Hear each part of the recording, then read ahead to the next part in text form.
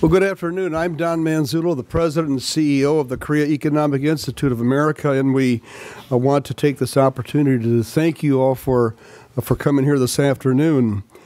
It's a real pleasure for KEI to co-sponsor this event with the Center for Strategic and International Studies and the Carnegie Endowment for International Peace. This is a topic that's obviously quite timely and quite volatile. Because from time to time, Troy is going to be checking his email to see if anything has changed on Capitol Hill. And having served there for 20 years, things change every nanosecond. Webster's dictionary describes reality as the true situation that exists. It defines perception as the way you think or understand something. The purpose of today's forum is not to assess blame or responsibility to one party or the president, but to demonstrate the impact of the political impasse surrounding the shutdown of many government services and the possible impact of the U.S. government defaulting on its debt. Surely there's enough blame to go around, but that's not the point. In a world of domestic and international policy, finance, and politics, it's not so much what is true that is of significance, but how the situation is perceived. And eventually, perception can easily become reality. What we do know is that there's a lot of nervousness, to say the least, here and abroad. We do know that investors and banks in the last couple of weeks have rid themselves of billions of dollars in government treasuries. Today's Wall Street Journal reports, according to the Federal Reserve Bank of New York, so quote, amid anxiety, I'm anxious about the word anxiety. Amid anxiety about near-term finances, yields on U.S. debt that come due in 1 month have risen to levels higher than for similar securities that don't mature for 6 months. Typically, issuers pay more to borrowers for longer periods, end of quote. This has resulted in some institutions like Citigroup, quote, telling some clients it would rather not take treasuries maturing October 24th or October 31st as collateral, sounding out clients about whether they could instead use treasuries that mature later, end of quote. Folks, that's pretty dangerous. That means that a bank is not accepting U.S. obligations as collateral, and that's scary. The Chinese, Japanese, and Koreans, individually and through their association with the IMF, which last week held its annual meeting here in Washington, are expressing angst over the U.S. not meeting its debt obligations. The Chinese are the largest foreign holders of U.S. debt, having $1.3 trillion. The Japanese are second with $1.1 trillion. The Koreans have $51.4 billion. And I wonder what they're thinking about U.S. banks not accepting short-term treasuries as collateral. Also, President Obama's canceling his trip to 2 major Asian conferences this past week has cast doubt in the eyes of our Asian partners over the ability of the U.S. to continue its leadership role. Troy Stangarone of KEI in his blog of October 7th quoted Ian's story of the Institute of Southeast Asian Studies as saying, though people certainly understand President Obama's canceling his appearances at the annual APEC and the East Asia Summit to stay close to home in a financial crisis, quote, it projects a poor image of America as a country that is politically dysfunctional and on the verge of another economic crisis. And that's why we're having the conference today. To introduce today's panelist and to be the moderator, let me turn the program over to Troy Stangarone, KEI Senior Director for Congressional Affairs and Trade. Thank you, Congressman Manzullo, and thank you for setting the stage for us today. Thank you all for coming here today. We believe this is a very important conversation to have because while much of what we talk about in this current crisis is focused on domestic issues, it does have an impact on broader U.S. policy and abroad. And with that, I'll briefly introduce both of our speakers today. You have their more detailed bios with you. But to the far left, we have Matt Goodman, who is the William E. Simon. Not politically, just physically. Apologies. I should have saw that when you asked me where you should sit. I should have had you Just here. want to be clear. But he's the William E. Simon Chair in Political Economy at CSIS. And previously, he was the White House coordinator for APEC and the EAS, and on the national security staff, he was responsible for the G20, the G8, and other financial forums. He has also served in the Treasury Department, and for Goldman Sachs, he was the head of their government affairs departments in London and Tokyo. So he has both foreign policy and financial experience, both in the US and abroad. And Doug Paal, to my more immediate left, is the Vice President for Studies at the Carnegie Endowment for International Peace.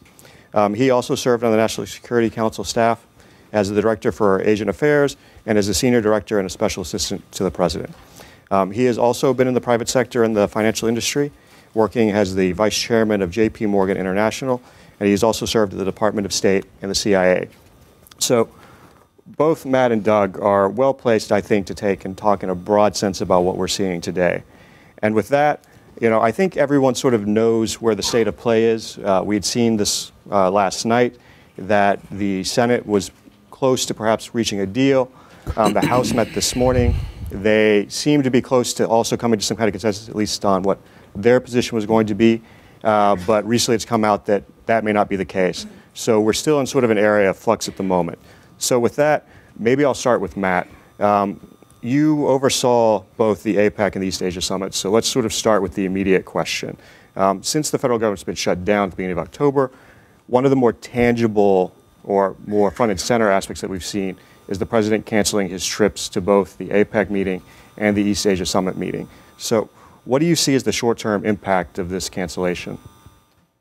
Thank you, Troy, and thanks to KEI for hosting us today, as you say, on an important topic. And on the general matter, I don't pretend to be an expert. I'm just a citizen, and so I would just add my voice to the sort of sense of dismay and I mean, bordering on indignation about the current situation. I mean, I do, just if I can just expand on that, I mean, I was saying before that I'm sort of a short-term optimist in the sense that I can't believe we're actually going to drive over a cliff in the next 48 hours or week or whatever it is that's the real time period. Medium term, though, I'm more pessimistic because I think this does have an impact. And to your question, I mean, I'd say, look, it was clear the president couldn't go on this trip to Asia, given the circumstances. I had, maintained and held out some hope that he might sneak off to APEC at least to do, he could have gone over the weekend and come back on Monday in order to show the flag and to particularly work on the TPP discussion that we may come back to. It's a setback that he didn't go. I think that it was certainly an opportunity missed. I don't think it's by itself devastating to our posture in Asia or to any particular objectives we're trying to achieve there. I mean, if the White House does the right thing and makes up for this missed opportunity, but it's clearly, it was suboptimal and would have been better if he could have at least shown his face. So, Doug, to sort of build off the implications of missing the East Asia Summit and the APEC meetings, one of the narratives that, at least in the United States, came out was that, this was a win for China and a loss for the United States, sort of a, zero-sum kind of calculation. But when we think about this, is this really the proper narrative to look at the situation? Given the current dynamics, both in the relationship and within Asia, is U.S. influence really something that is ultimately independent of what China does, and that it's really ours to sort of either gain or lose on our own? Join Matt in saying thank you for the arrangements and for all of you to come out and have a listen and bring your questions later on. Is this working, this microphone?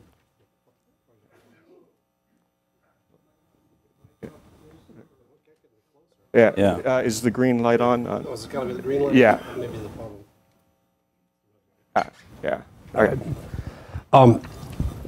Join in thanking everybody for coming out. I think there's a lot of the U.S. loses, China wins in this unfortunate episode, and I'd like to take it a little bit differently from the way you put your question, in that China had 10 good years of diplomacy in East Asia leading up to about 2008, 2009, and then after the Olympics and the financial crisis, they got, in the eyes of their neighbors, they got too pushy. And the neighbors then said they want the U.S. to come in and kind of counterbalance that. And the Obama administration responded to that with what's called the rebalance, sometimes the pivot. And that was a pretty happy circumstance for U.S. ties to most of the nations in the region, simultaneously improving our relations with everybody out there. And that was in part because people felt that China was taking advantage of its position and its successful diplomacy at their expense.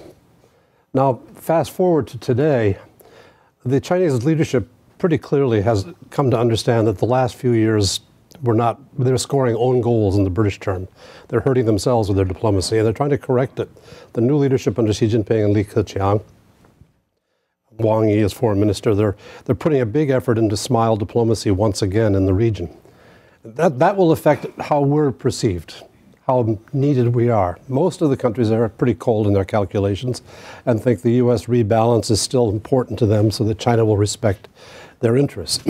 Then come to this event, the failure of the president to take part in the meetings. As Obama said himself in the press conference last week, these are missed opportunities, and the Chinese are probably pretty glad he didn't come. And let's get granular about that. China holds, Congressman Missoula said, $1.3 trillion in U.S. treasuries. Actually, the number's higher because they buy some off the books elsewhere. So they have a very substantial amount of money. And they're looking at us being profligate in how we handle those treasuries, with a likelihood that they're going to become much less valuable to the people who hold them very soon. Chinese, to accumulate these reserves, have to issue loans in their own country to the people they're borrowing the money from. They have to pay them real rates of interest, 3, 4, 5%. And that's due every year if we keep paying. So they say, we're getting 0.5% roughly from the United States treasuries. We can't stay with these treasuries when they're not giving us enough to pay the people we've borrowed from, nor are we sure that even that amount of money will be there. So at the East Asian Summit, the Chinese leadership announced a new Asian infrastructure bank. It hasn't been formulated fully yet, but you can see it's left the station, it's going to go somewhere. This will free up $700, $800, $900 billion in construction money for the neighbors in East Asia of China. Vietnam even, I think, will swallow hard and say yes to that kind of investment. It will further integrate China with the regional economies in ways that we cannot duplicate. It'll drain money out of our treasuries to pay for it, which will bring our interest rates up, so that our deficit, which has gone from 11% of GDP 3 years ago to 3% of GDP, will shoot up in order to pay the interest payments on the debt we continue to accumulate. And we're going to look and see in a few years that this bank will be in place. New railroads and highways will be connecting the economies of East Asia with China in a broad range of ways. And there'll be people left out. Among those left out will be the Philippines. You know, it's our ally. We're building up more ties with them. The Filipinos themselves don't really invest in their own economy, and they're looking for us to invest in their security. And then they will be the outliers in this region. So my point is that the consequences of this are not just tomorrow's market shift. This is tectonic. This is the big stuff that's beginning to unfold because we're being pretty fast and loose with our own household management. Can I just add? I mean, I think, and when you just said tectonic, you meant the fiscal debate here and the sort of dysfunction here, not the missing 2 trips. I mean, or two meetings. I'm talking about tectonic changes in the array of authority and influence in East Asia. To which, but the broader contribution that we're making to our own goal on this thing, and I agree with that. I mean, I think there's too much in the press that's because it's a nice headline about sort of somebody had a good week, somebody had a bad week. It's not a tennis match where you score a point and the other guy scores a point. I mean, I think these much more longer-term, enduring issues are the ones that matter, and I think the forces that Doug describes, both with China in the region and vis-a-vis us, are very true. At the same time, I think I would also say that our both interests in the region and the interest in our being in the region are also enduring, and we're making it more difficult for ourselves with what we're going through here at home. But I do think that we're playing a much more long-term. It's not a game. I mean, what's unfolding in the Asia Pacific is a something with a much longer time horizon, in which I think we still have formidable resources and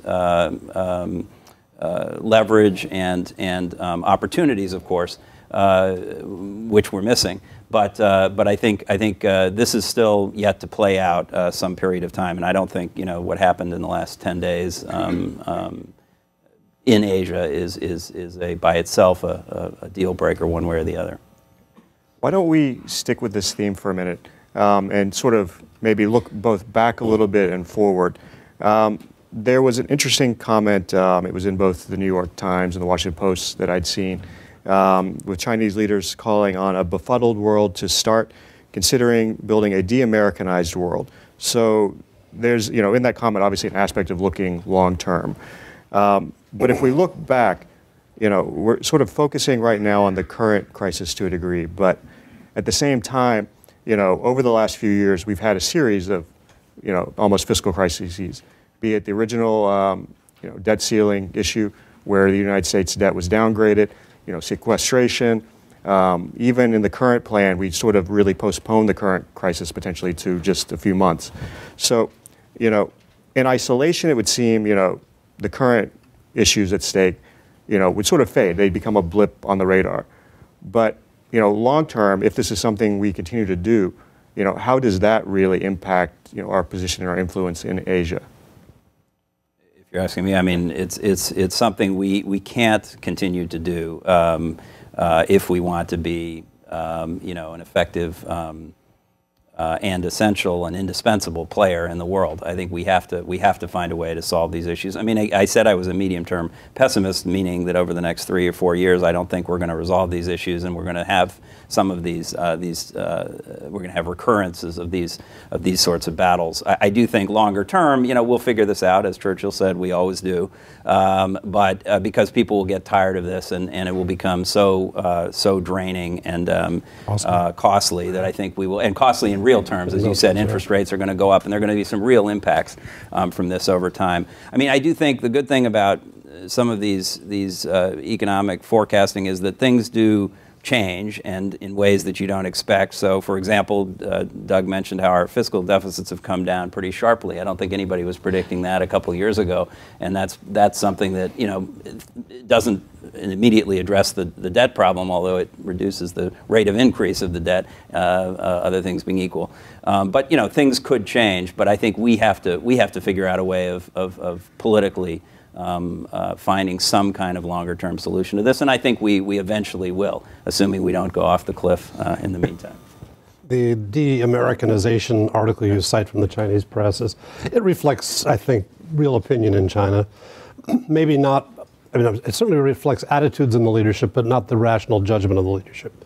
And we should expect it. I mean, most of the media in China, most of the American media in China are highly negative about everything. It's part of the environment. But I think that I'm like mad in the sense that I think the U.S. fundamentals are really very strong. And the problem we have is the government's in the way of exercising those fundamentals. The private sector and public sector have massively deleveraged the excess liquidity of the boom period prior to the financial crisis. The government has not, but we're getting it a little bit under better control, partly through these bargains every year or so between the president and the Congress. Not always good bargains, but nonetheless reducing the deficit. And now going forward, we've got to get the government out of the way of the private sector's success, because we have this huge unemployment problem. The unemployment level, as reported, is coming down modestly. It's still way too high for an economy like ours. But of course, it excludes those people who've given up over the last 4 years and have run out of funds from the various sources of governmental support for people who are out of work. And we got to get those people back to work. We've got to energize the economy. And this kind of routine revisiting of everything just adds to the costs. We were both at a presentation this past week where, very clear-eyed central banker from East Asia was saying they simply instructed all their banks that have dependency on federal treasuries for collateral to increase their reserves by 3%, because that's a 3% price tag on keeping American treasuries. And that's going to affect how treasuries are sold. And it's going to continue to sort of cascade forward with consequences for us that are going to make our future decisions even harder to make than the current ones. I guess, we should be clear, it's not just, the Chinese comment may be the most provocative, but, there's been over the last week or two a chorus of world leaders saying, the U.S. needs to be responsible on its debt, to, just the IMF meetings basically being taken over by the current crisis here and not being able to focus on where they're going. So, I mean, this is something that a lot of people are talking about. But, sticking on the financial side, one of the outcomes of the '97 financial crisis was that a lot of the countries in East Asia began accumulating reserves as sort of a self-help insurance type policy. But one of the interesting things out of the 2008 crisis was that, there was a push to try and sort of resolve the situation. One, because you needed rebalance within the global economy, but two, because in some ways it's not really efficient for those countries themselves. And so there was a push, specifically during the Koreans' chairmanship of the G20, to create financial safety nets. There was some progress, but not really maybe substantive work done. But given sort of what we've seen in the United States and the potential for default, I mean, are we simply sort of reinforcing this need for countries to have currency reserves? And I mean, the flip side of this is a lot of these reserves are in U.S. Treasuries. So what is sort of the impact on a lot of these countries? Korea itself has about $50 billion in U.S. Treasuries. So sort of how are we impacting what these countries do to try and take and stabilize their own economies, / what is the real impact on, a lot of these countries right now in Asia?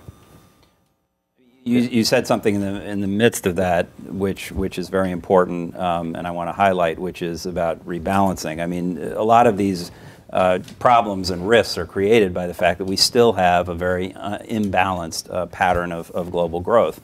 We've deleveraged a lot, and we're saving more relatively, and particularly the government sector is saving more in a forced way. But we haven't made that shift fully, and meanwhile, in Asian economies, in Germany and other places, they're still, they're doing the opposite. They're still saving too much and not relying enough on consumer-led demand. That shift is something that those governments, well, at least the Chinese government, I'm not so sure about the German government, recognize as the direction they have to go, and they've taken some steps in that direction, but it hasn't happened yet, and that creates these financial imbalances, which then lead to some of the the risks that you're talking about, and then the need for interventions by whether it's G20 countries or the IMF or individual countries building up their own reserves. So I think to me the G20, and I was in Korea working on the G20 at the time, and I think the Koreans did a great job overall, and specifically in that issue in trying to advance a sensible discussion of more of these safety nets, as long as they're consistent with sort of a global approach to these issues. I think all that's great. The Koreans didn't do as well on trying to broker an agreement between the U.S. and China on imbalances, and it was probably not the right approach to try to get between these two elephants on an issue like that, and Korea unfortunately kind of got squashed. But those issues remain, and I think that's what I'd like to see the G20 get back to focusing on, is that macro agenda of trying to encourage more balanced growth, because that's the underlying problem here. So if we look at this going forward, I agree with Matt. I think it's sort of inconceivable that the U.S. could default. But if we were to default or continue on this path, basically, one thing that could potentially happen is it puts the United States' status as a reserve currency at risk. At some point, people will stop wanting to hold the dollar. If that were to happen, even if it's a gradual process over years, what does sort of that type of shift really mean for U.S. influence in Asia? That's the point I've been trying to make today, which is that it's not the direct costs of a default, it's the accumulating costs of flirting with default. that are what we're going to really feel in our budgets and our ability to market the bonds. When Hillary Clinton went as Secretary of State for the first time to China, there was an episode where she said, "How do you approach your bankers?" Because we were in immediate aftermath of the crisis, and a lot of people got very smug and said, "Well, the Chinese have nowhere else to go. Of course they have to buy our bonds. They're stuck. So don't take threats from them of selling the bonds or anything seriously." Well, that was 4 years ago. And now there are alternatives. Asian Infrastructure Bank, other kinds of behaviors produce better results. Again, this is still notional, but the outlook is good. And the U.S. is going to find it harder to market those bonds, and it's going to be a higher price to do that. And the smugness needs to be purged from our attitudes on this, especially on Capitol Hill, where we think we can do just about anything and there won't be some attendant price. Well, Matt, earlier you had mentioned TPP, and the goal had been to take and try and finish the talks this year. There's also some thought that with the president's visit to APEC, some of the leaders could sit down, have real conversations about where they could try and find compromises to move forward. There had even been speculation that Korea might join the talks at APEC. Right.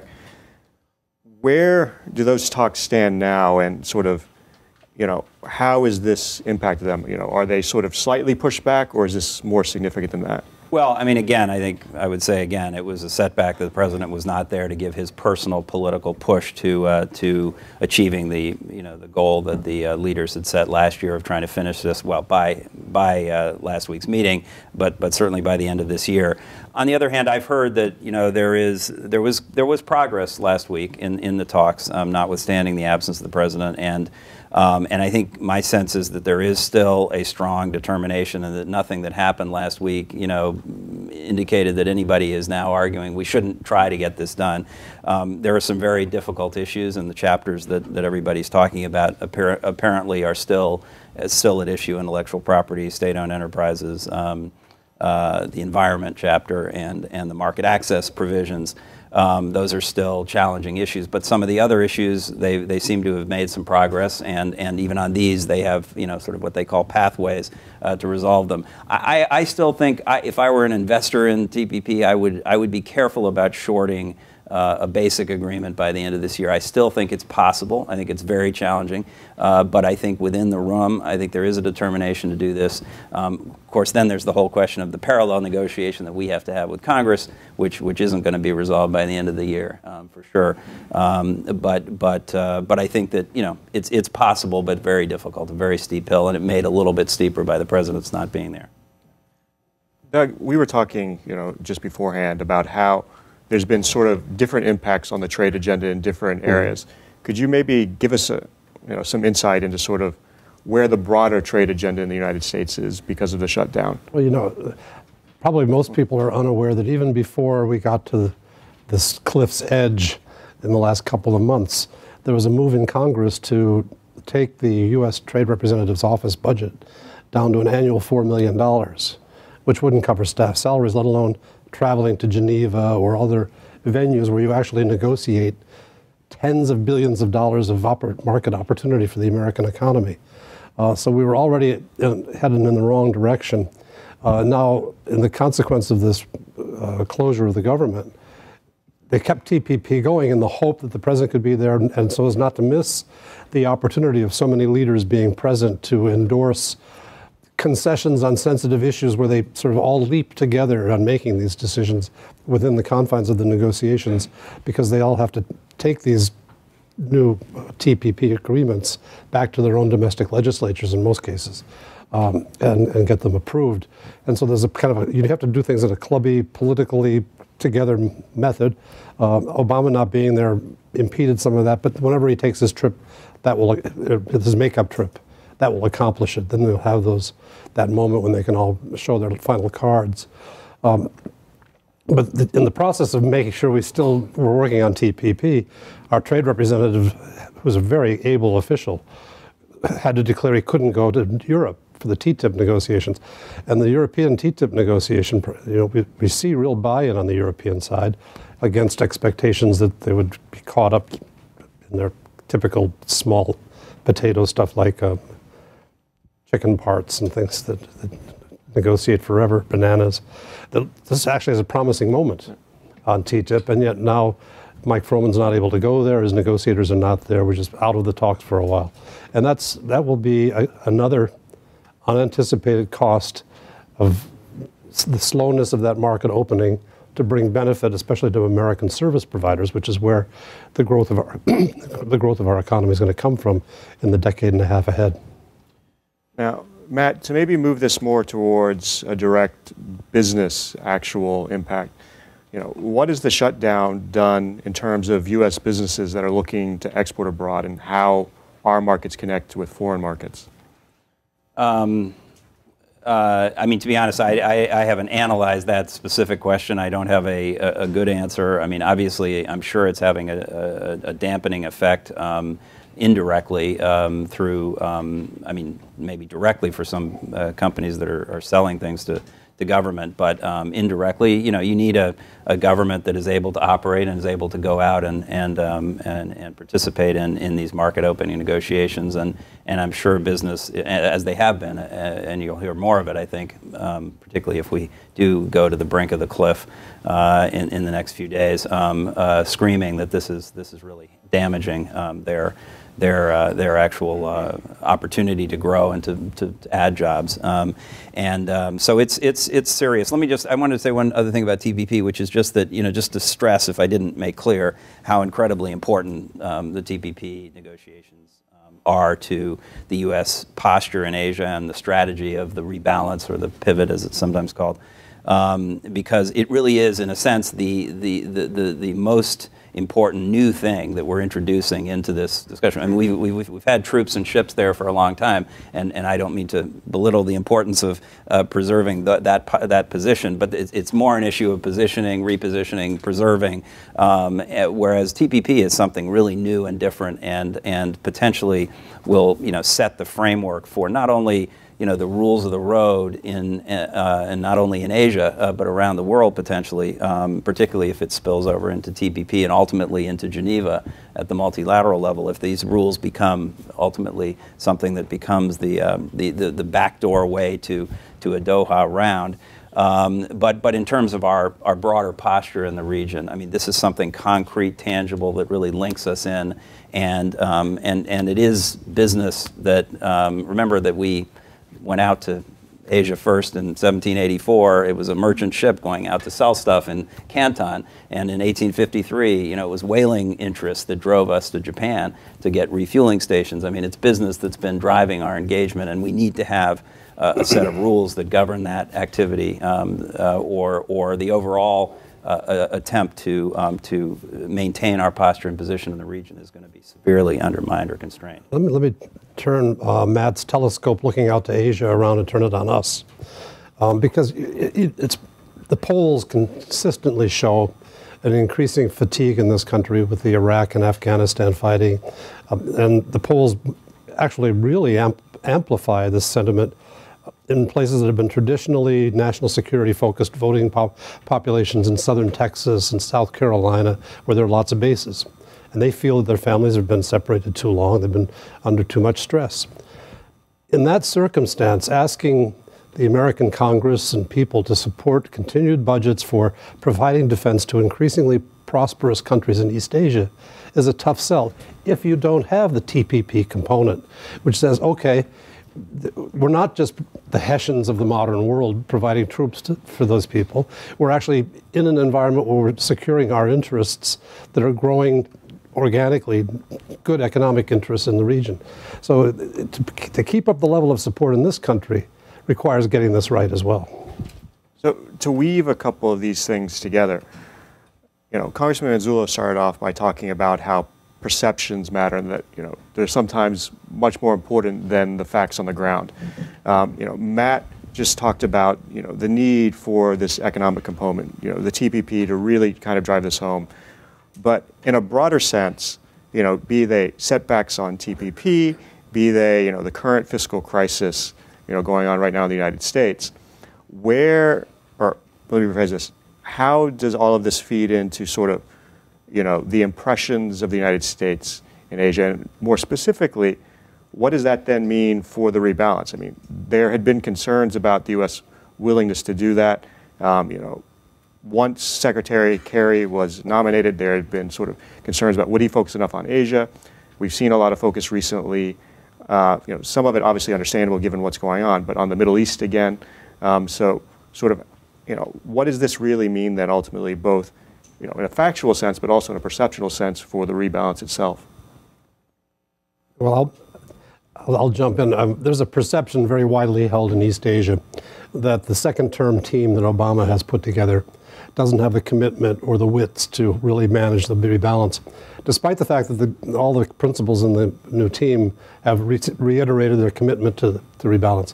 And I think Syria, now Iran, maybe Palestine, are contributing. We're never going to take our eye off that part of the world. Somehow using the word pivot gave people the impression we could walk from one to the other and put the Middle East behind us. That's not going to happen. It's too important in its own right, and because the U.S. is the only power that disposes the kind of capabilities that can address some of these questions, whether we like it or not. It's good. If we want to live in an orderly world, we're going to have to pay a bit of a higher burden price.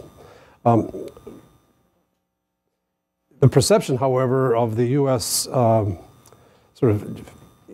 Obviously the perceptions are growing that we're not doing the job, independent of judgments about the second-term team of the Obama administration. And this dysfunction with Congress feeds that. We're not at the point where we've crossed the Rubicon yet, though. I mean, the students are still coming to our universities. People expect to get into our markets. There are all those fundamentals that are really solid for the U.S. in our deep connections in East Asia. But there's certainly the journalism right now and the antics on Capitol Hill raise the amount of skepticism about it. As I say, it's not fundamental yet, but we could flirt with it. All right. Well, before we open up to your questions, I just sort of like to maybe turn this to the more positive side.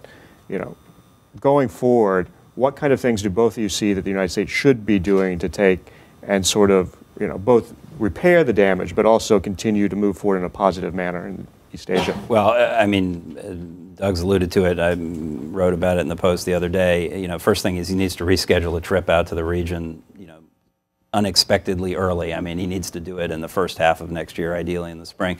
As we said in that article, Mike Green and I, President Clinton had a similar problem in 95, 96, rescheduled a trip to Japan in April of 96, and it was a huge success and really changed some of the fundamentals of our alliance work. And so I would hope he would schedule a new trip. I think pushing ahead with TPP is vitally important. But then ultimately, frankly, it does come back to it's not about our Asia policy. And Doug's right, and there are questions raised about the second-term commitment and the team and everything. I think that's a bit unfair on a lot of levels. First of all, there's some very competent, good people like Danny Russell and others who've been involved with the pivot, the rebalance from the beginning, and are there to carry it forward. This is a longer-term play. It's not something that just turns on an individual or two. But it's certainly true that you need to keep at it and work at it. But the fundamental point is we got to fix our own problems. I mean, in the end, if we don't address our own challenges, then the rest of this isn't going to matter, and trips aren't going to matter. It's going to be a longer-term challenge for us. And on that level, just to end optimistically, I mean, I do think we will fix these problems, and then those enduring strengths and capabilities and the desire for a U.S. that's engaged and that remains, indispensable will still be there, in my view. If you live long enough, you see enough of these episodes. Having served in the Vietnam War in '75, everybody was throwing their hands in the air. Jimmy Carter gave a malaise speech about the U.S. future, and people were feeling. And then Reagan came in and sort of reignited the energies of the United States through his leadership, and some virtuous things happened. And then the Japanese trade juggernaut in the 1980s, they seemed unable to do any wrong. Everything was perfect coming out of Japan. And we've watched them struggle now for almost 20 years in the aftermath of their liquidity boom in the 80s. So these cycles come and go, and I'm prepared to wait. As I say, on the fundamentals, I'm quite optimistic. The U.S. now has the smallest government workforce in 50 years. Our deficit's way down. We've got a highly educated, although our education system has problems, we have a highly educated driving elite in our economy. And we've still got terrific capital formation capabilities that help us to leverage all those natural advantages, plus the attraction to immigrants. And energy. And you just keep going down the list, and there's so many good things to talk about. And so we're going to get through this. The question is, at what price? Yeah. All right. Well, I'd like to turn it open to questions now. We have mics on both sides of the room. For those who have questions, if you wouldn't mind taking and giving your name and affiliation before you ask your question. So with that, the gentleman right here.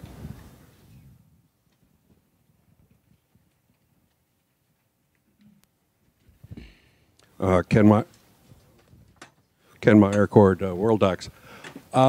In warning us, I think it's on, green light. Oh, okay. In warning us not to default on our debt, the Chinese have mentioned the extensive American investment in China, suggesting that if we did default, they might compensate for their loss by expropriating some of that property. Even if that's not likely, how likely is it that China would retaliate in some direct, immediate way if we defaulted, and what would that retaliation likely be? I don't think they're going to expropriate. Yes, and that doesn't mean they're already doing all the right things to welcome our investment there. So I don't mean to say that, but I don't see that on the horizon. I mean, if we default, that's going to be punishment enough. I mean, that's going to be, to us as well as to them. And so I don't see what value there would be in piling onto that, because it would be so catastrophic that, I mean, they'd want to have urgent G20 meetings probably to talk about, or whatever, to get people together to figure out how to address this. I think that would be the incentives rather than trying to punish us further. It would be more, how do we fix this? Well, if there's some Chinese as old as I am still working, they might remember the thorough scrubbing we gave them over Huguang bonds back in 1978-79 over defaulted bonds from the previous imperial regime in China that we wanted made whole before we would normalize relations. And that obviously there will be a temptation to dig up the history and stick it to us. But the real punishment, if China wants to inflict punishment, would be stop buying our bonds and then force us to go to the market with much higher interest rates and a lower AA or whatever the rating will be at that point. A second observation about that is that in the recent episode between Japan and China, where Japan has extensively invested around East Asia, popular sentiment is running very hot against Japan in China. This would have been a time for them to explore expropriation or something. They haven't done any of it. In fact, Japanese investment continues to increase and trade with Japan continues to increase, despite the popular inflamed attitudes in China.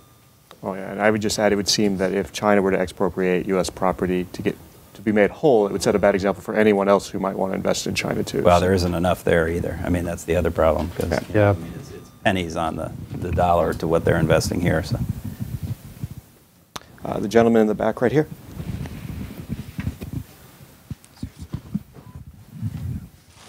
Hector Antonio Rivas with 21st Century. I have a question related to the idea of changing the order of international relations that would include China. Basically, I think from the 2008 to current period, there's just been a lot of trouble in the financial circumstances, both within the United States and Europe, which I don't think I have to go into detail. And it has been the case that, especially with Xi Jinping coming in, I believe it was last month that he called for this Silk Road economic belt. China and Korea have the only superconductor magnets possible, that if we take a different approach to on what basis we wish to relate with these nations, more on the physical economic development, like nuclear power in this case, which is what China and the Asian nations are more prone towards, that we could do something that's much more positive, that it's not possible under the current set of parameters that we're debating, how we relate to places like China, Korea, and so forth, which I think would also probably have a shift in even dealing with our own fiscal policy in the United States, which tends to just have a tone of discussing it in monetary terms as opposed to how we're going to improve the territory, things like that, things that, was I think the viewpoint of someone like John F. Kennedy, just to use an example. So just how do you think about just changing the approach and the discussion into something that's not really the norm currently? I'm having a hard time following the thread of your question, but let me just say, I think President Obama deserves considerable credit for recognizing he had a new leader in China who will be there for 10 years and saying, let's do something to try to get this 10-year period off to a solid start. And he invited Xi Jinping to come to the United States. They had the summit in Palm Springs, California.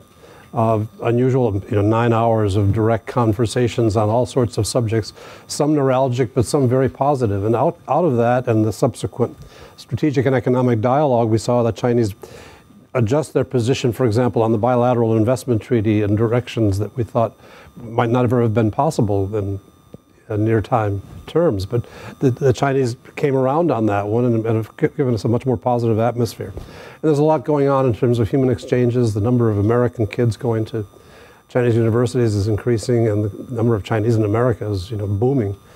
So I don't know if that really gets to what your question was about, but there is a positive agenda there. It's not all this negative stuff. Let me take something else out of this. Again, I don't know if it's directly answering your question, but I thought you were starting by talking about the kind of the governance of the international system and a new model for that. And I think that there's some points that people confuse, one of which is the question of the shape of the table and who's sitting at the table and who's sitting in the big chair with the gavel, as opposed to what's on the agenda, what's on the menu, what are the rules and the norms that are being discussed in any given forum.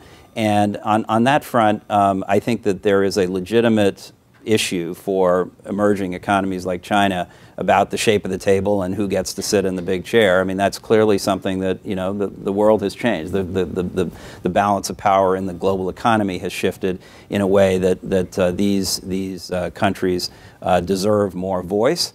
And, to be fair to the U.S. and the Western powers, they effectively abandoned the G8-centric world, at least from the perspective of global economic governance, and moved to, a G20 world, which was part of the effort of accommodating this new shape of the table. They haven't followed through, or I should say we haven't followed through on every aspect of what was promised in this shift, and specifically in approving the shift of shares and chairs in the IMF, which it's appalling that the United States has not enacted that. But I wouldn't hold my breath, unfortunately, in light of the current dysfunction with Congress. But then on the rules and on what's being talked about, I think there's less of a beef in the sense that China and the other emerging economies have benefited enormously from whoever set up that order, and for whatever reasons they set it up, and whoever used to champion it for 50 years after World War II. The fact is that system of rules, at least in the economic sphere, and I'm not an expert in this area, but it seems to me in the sort of peace and security world as well, served the interests of countries like China very well. And so I would be, if the issue is we should just throw all that away in order to have a new set of rules for its own sake, I'd be cautious about that, and I don't even think that's in China's or any other emerging country's interest. So again, that may not have been getting what you're at, but what you were asking about. But a few years ago, a guy from Goldman Sachs coined the term BRIC, and then it became BRICS for Brazil, Russia, India, China, South Africa. That was kind of a hot topic a couple of years ago. It has lost all of its hot air and volume because Brazil, Russia, and India and South Africa are in trouble. And they found they cannot delink themselves from the conditions in the European Union or from American quantitative easing. The taper proved that. As soon as the taper was mentioned in June, all of their currencies tanked because they were heavily indebted to outside creditors, and the money ran out of the countries. So you don't want to get ahead of yourself in some of these things because what today may look like the new and permanent economic reality may tomorrow look very effervescent. Yes, the lady in the back.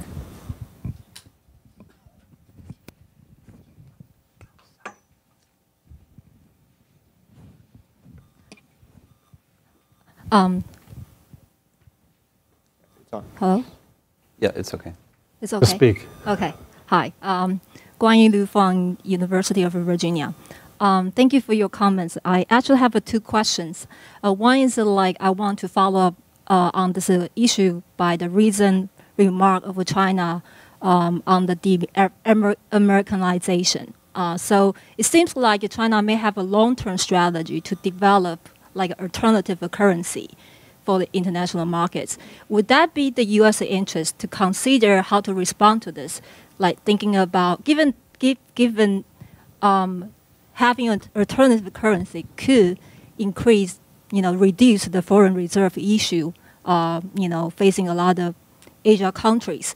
Would that be the U.S. interest to consider having some kind of currency agreements with East Asia countries, or consider supporting some like alternative monetary policy? For example, Japan has proposed an Asia Monetary Fund way back to late 1990s after the Asia financial crisis. Would that be, I think, given the China's long-term strategy to push the renminbi as an alternative currency.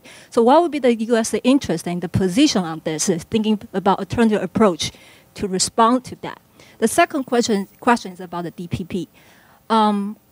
I believe that for many Asia countries, there could be the concern about that since the President Obama hasn't renewed the TPA, the Trade Promotion Authority Act. So is it that possible that once the TPP can be reached, what would be the chance that for the Congress, since a lot of Republican and Democrats, congressmen are suspicious of this trade agreement with Asia. So what would be the possibility that, we will see this very similar scenario again? The congressmen try to say, we will not pass this until, the administration to resolve the debt ceiling or the deficit issue. So is that possible that the similar scenario will arise again, or, whether there's some other possibility? Thank you. I can start if you want. On the currency question, I think that as a long-term proposition, the notion of currencies other than the dollar being, a central reserve currency.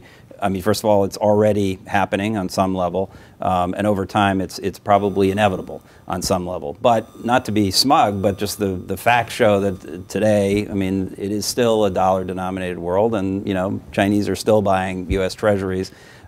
So this is not something that can be forced, and it would be very dangerous to force a move overnight, not just for U.S. interests, but I think for the global economy. I think over time, as I say, it's inevitable, and I think increasing the use of the renminbi in international trade and finance is happening and is a overall good thing. It's constrained by China's own policies on its capital account, and that eventually, and its own financial system, which they aspire or say they're going to fix. And if that happens, I think then it's more realistic that the renminbi would be a central currency. As for Asian Monetary Fund, again, I was present when that was unfolding in the late 1990s at the U.S. Treasury, and I think the concern there was, at that time, was that these issues required a global response and global set of standards and norms and rules and disciplines, and that an Asian-only approach sort of didn't make sense. I think that was fundamentally the reason the U.S. didn't like the idea, and I think fundamentally that's still true. I mean, I don't think there's a compelling case that there should be an Asian-only solution to some of these financial challenges. I think it's a global set of issues in which Asia is a very important player and should have appropriate voice and all of that.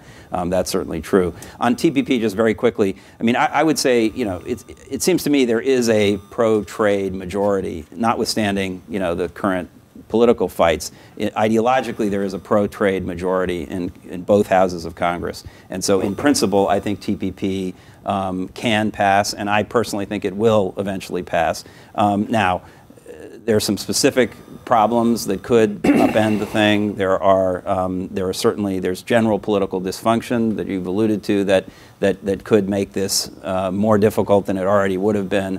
But as long as it's true that there is a fundamentally pro-trade majority and that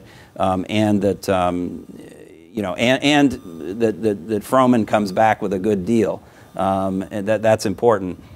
Again, I learned in trade law in graduate school that you have to have TPA or fast track, as it was called then, to get one of these deals done. I still sort of am hardwired to believe that, and so I'm a little bit in cognitive dissonance when I hear that you can move forward with this trade agreement without fast track. But at least I think the argument seems to be if you present a good enough TPP package to Congress and can get that through, then the necessary authorities will be granted in conjunction with that. And as opposed to ahead of it, which, of course, other things being equal, would have been a better way to do it. I agree with everything he said. I'll just put my points a little bit differently. On the internationalization of the renminbi, look at it from China's point of view. If you're doing transactions increasingly in the international marketplace, and you have to convert your currency into dollars or pounds or yen, and currencies are fluctuating all over the place, it's a more stable business model to try to do it in your own currency. And for the benefit of the long-term planners for reform of China's internal economy, it helps to create a real value for the renminbi in the international marketplace, which they can then reflect back as they slowly open up a capital account in the mainland. Second point about the currency is, if you want to be an international reserve currency, you have to run deficits. If there aren't currency out in the world, there's nothing people to buy and then use as the reserve. We have massive deficits and we've funded these things. The Germans won't do it. The Japanese haven't been unwilling to do it, and the Chinese have not done it at all.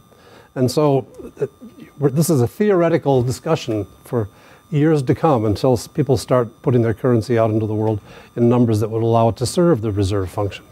Finally, I completely agree on the Congress. I would put it in terms of, we have seldom had a better aligned leadership of the two relevant committees of the House and Senate than we have now. Don Camp, a Republican from stressed Michigan, and Kevin Brady, his Texas partner, have been putting together on the House side that coalition that will, I think, in the end, usher TPP through the House. On the Senate side, Senator Baucus was in his last term as a senator, but who's had a long and respected free trade credential, I think will be steering that as well with a lot of credibility among his colleagues. So I would wait, a good agreement's going to get a good approval. And I would just add that if you look back, both houses have been pushing the administration to get new TPA authority, so it's something that, there's support for within Congress. I saw a hand right over here. Yeah. Thank you. Jung Julie from the Korean Embassy. I just have a quick question to both of our panelists. How do the current U.S. domestic politics, including the government shutdown, affects U.S. handling on international security issues like North Korea and Iran? I mean, even though it's not directly related, it may weakening U.S. overall capability to deal with these issues. How do you evaluate it, U.S. impact, especially on North Korea and Iran issues? Thank you. All Doug. Well, the chairman of the Joint Chiefs has been asked this repeatedly, and I think with great credibility has said that we can meet these challenges.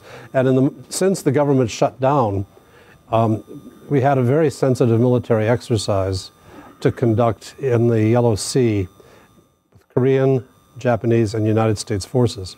And we could have pled the excuse of government shutdown and cost of fuel and all that to say that we didn't want it. And we were also concerned that because of the current political tensions between Seoul and Tokyo, that Seoul may not come to the exercise either. But I think when it comes to these fundamental matters of national security, all the governments made the right decision to show North Korea that we can still exercise together, and if a crisis occurs, we will have that capability to respond to the crisis. Yeah, Gil Rosman. Matt, I want to ask you specifically about Korea joining the TPP and whether, if that happens soon, you see any effect on the overall pursuit? And will this have some impact on Japan-Korea ties, since they haven't been able to talk to each other about an FTA? While Korea, of course, has been talking to China extensively, do you see this as being useful for that relationship? No, thank you. Yeah, well, first of all, I would note that it seems that the debate is shifting in Korea, and folks here are more knowledgeable about that than I. I see Foreign Minister Yoon even yesterday mentioned in the National Assembly that this was something that would make sense for Korea, as I understand it, which is, I think, the most forward-leaning senior official has been. I think it would be great for Korea and great for the United States and great for TPP in principle to have Korea join the TPP negotiations. As a practical matter, even Korea, actually Korea is, first of all, the only 13th man. I mean, the only possibility of one other country joining TPP in this first round is Korea, because TPP is sort of modeled or based on the chorus template. Korea could fairly easily join in the slipstream of this in theory, and no other country is in a position to do that. So I think if any country is going to join, it's going to be Korea. The practical problem is that even Korea would have to go through the 90-day notification process with Congress and so forth. And so as a practical matter, it's not consistent to have Korea in and get TPP done in, certainly not within this year, and even potentially, in the first quarter or so of next year. If the negotiations get drawn out more, if Korea does all the things it needs to do to get ready and the administration can put it forward, and I think in general the administration would be supportive. Whether they, as a practical matter, can deal with it is another question that I can't answer. But then perhaps Korea could join. Again, as a substantive matter, it wouldn't be hard for Korea to sign on to most of what has already been discussed and probably agreed to. And I think it would be good for everybody. And with respect to Japan, look, TPP is really a bilateral U.S.-Japan FTA, let's face it, because the U.S. has FTAs with most of the other, from a U.S. perspective, it's a U.S.-Japan FTA, because we have FTAs with many of the other partners, and the other ones are, with a couple of exceptions like Vietnam and Malaysia, are not as economically significant. So Japan is the big fish that we're fishing for here in TPP. If Korea were to join, we again wouldn't have a substantial additional benefit, but sure, the other thing this would become would be a Japan-Korea bilateral FTA, I think, because that's in effect what they would be negotiating over. It's one of the reasons Korea has apparently been skeptical about joining. It didn't think it could really crack the Japanese market even through something like TPP, but they seem to have changed their view on that, and I think it may be one of the reasons that they want to join, is they want to try to take advantage of this and certainly not lose out to Japan if it enters into an FTA with the United States. And thinking constructively, you didn't ask me, Gil, but thinking constructively, if Korea joins, and it looked like they were very close to joining during the APEC meeting, and then at the last minute decided that was not the moment to declare. If Korea joins, that has a big gravitational pull in Japan on the vested interest that would resist a high-quality agreement in the Japanese system. If they're going to see themselves as unable to meet the standards that their neighbor, in many ways competitor Korea is meeting and others are meeting, that they would lose out, and therefore this would be a constructive additional pressure on the Japanese system to confront some of their market and other sectoral bottlenecks. Yes, the lady here in front. Right up here in front.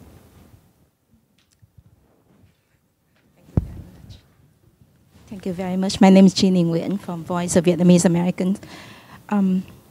Would you discuss the impact, perception-wise and reality-wise, that all these happenings have to the decision of what happens in Southeast Asia, especially to Vietnam, with the recent trip of Premier Lee to Hanoi? Yeah, Premier Lee to Hanoi. And they have signed agreements. Would you give us some insight on, from your point of view, to that agreement? And for Dr. Goodman, regarding the TPP, we are very much anxious and would like to see Vietnam successfully join the TPP. Given all this happening, the confusions is created and may affect the decision of the Vietnamese leaders, but also that Vietnam is very much under the influence of China inside the country. So the rules of origins, all the difficulties is facing, and the SOEs as well. How do you see that Vietnam can complete the negotiation within this year to get the TPP on track? Thank you. I'll comment on the recent round of agreements from Li Keqiang's visit to Hanoi. I am, in recent years, very consistently impressed with the ability of the Vietnamese government to walk and chew gum at the same time, that they can deal with us and and try to keep us interested in their well-being, security, and economic terms, and at the same time deal on a position of near equality with China, which has never been easy in Vietnamese history. The competency of the officials is really, to me, quite impressive. And I would expect that the agreements that came out from this weekend will be quite balanced and meet Vietnam's basic needs to reduce tensions, most notably to try to stop the cycle of pressure and counter-pressure over their claims against each other in the South China Sea, where we've had, the Vietnamese declared an administrative district, and then China declared an administrative district. And so the barber chairs keep getting higher and higher in this movie of two competing. And this agreement looks like it might put a stop to it. But time will tell whether the agreement will have met the test. On the TPP question, let me start by echoing something Doug said in terms of the capacity of Vietnam to negotiate. I hear from everybody involved that the Vietnamese negotiators have shown incredible capability and dexterity in managing these negotiations, and so I don't think that's going to be the reason that TPP doesn't succeed. And furthermore, I think it was widely viewed, including in Beijing, that Vietnam was going to be the most challenging part of TPP overall, and how could we possibly complete an agreement that has Vietnam in it for a variety of reasons that people have cited. And it turns out that actually Vietnam, I think, is going to be one of the, well, no country is going to have an easy time, and no country from the United States is going to be, point of view, is going to be easy to absorb into this. But I actually think that particularly with President Tsang's visit here in the summer, that really changed.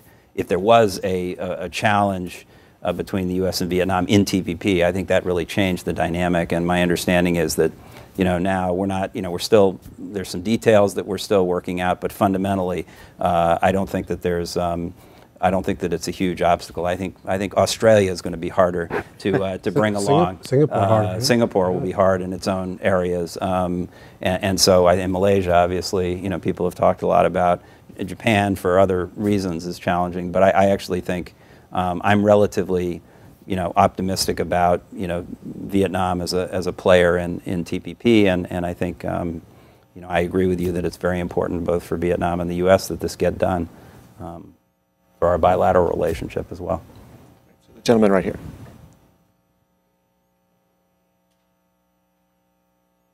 Dan Lieberman, I'm a writer.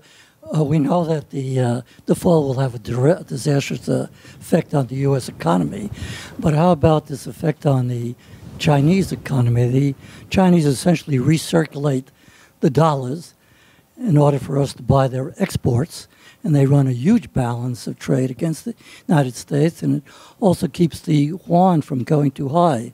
Now, if there's a default, will the Chinese balance of trade with the U.S. go negative, and will the yuan suddenly take off greatly in respect to the dollar? I mean, this hypothetical is so scary and dark that it's hard to even go down that dark alley and think about what all the possible consequences would be. I mean, if we default, I don't want to scream fire in the theater, because this is hardly the first person to say things like this. But I would just say, I mean, before you even got to that, I mean, the U.S. I think financial markets would, the global financial markets would collapse in all forms. the U.S. demand would probably collapse. And so, I'm not sure what the effect would be on Chinese trade patterns, but the indirect effect certainly would be to undermine not only Chinese interest in our securities, but in their ability to grow. So I mean, it's so unthinkable that it's just hard to believe or to think that it's actually going to happen. But yeah, there are lots of first and second and third and fifth order effects that would happen from this kind of catastrophe that would include stopping probably Chinese growth and the financial system of China, which would stop the blood flow of that and every other country in the world. It's just unthinkable. It's a complicated set of issues you pose. The renminbi actually has been increasing in value recently. And in fact, just yesterday, it took a big bump by comparison with its normal daily movement, which seems that the government in China is anticipating it's going to have an increasingly internationalized role, and it has to get the value of the renminbi closer to a market equilibrium, and they're permitting that to take place. This has been part of the reason that we've gone from having an extraordinarily unbalanced Chinese economy of over 10% surplus of GDP to one that's come way down to in the 2 and 3% range. What's anomalous is that they continue to run an outsized surplus with us. We've become a surplus country in almost every trade relationship because of our rebalancing at home. With China, the deficit continues to grow. And most likely this is explained by the fact that all of the countries we're now running surplus with in Asia, who are part of the supply chain, have all of their products turn up on the Chinese account when they're finally exported from final assembly to the United States. So it's a complex problem that you have to kind of resist oversimplification in discussing it. All right. Well, as I see there's no more questions and we're close to our closing hour, I would like to thank you all for coming here today. I'd like to thank Matt and Doug. We've had a very interesting discussion. This is a conversation which I'm sure will continue on, both in the short term. Not past Thursday, I hope. Well, true. Not past Wednesday. Yeah, Wednesday I think is the real deadline. But once again, if you join me in thanking them for a very interesting and timely discussion.